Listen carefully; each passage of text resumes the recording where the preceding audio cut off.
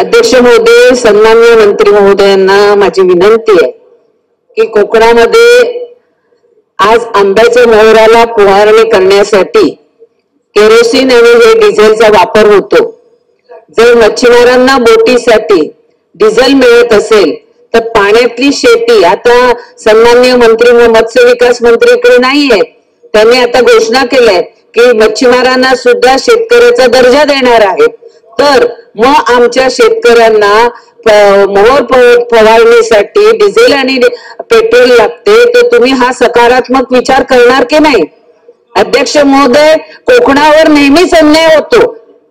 कोकणाचा माणूस कधी आवाजाने बोलत नाही, कधी मोर्चे काढत नाही, पण ही सत्य परिस्थिती आहे की आज सुद्धा हवामानामध्ये अचानक तापमान वाढल्यामुळे पालघर जिल्ह्यातील सर्व आंब्याचा मोहर जळून गेलेला आहे।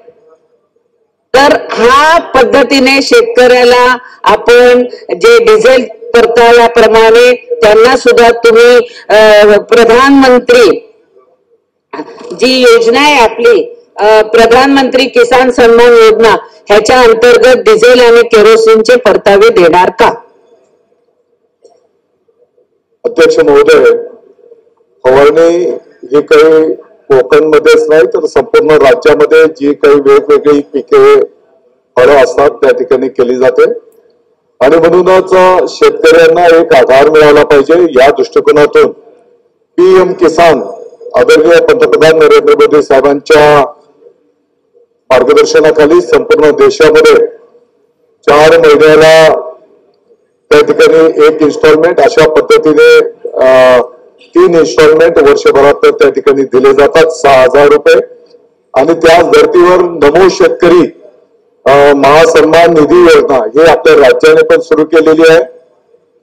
या योजनेच्या माध्यमातून 6,000 रुपये त्या ठिकाणी दिले जातात, म्हणजे केंद्राचे 6,000 आणि राज्याचे 6,000 असे मिळून 12,000 रुपये त्या ठिकाणी दिले जातात। आणि या योजनेच्या माध्यमातून तेच अपेक्षित आहे की शेतकऱ्यांना लहान लहान गोष्टींमध्ये जो काही निधी लागतो या बघा हे त्याच्यात भागवलं गेलं पाहिजे, या योजना त्या ठिकाणी कार्यान्वित केलेल्या आहेत।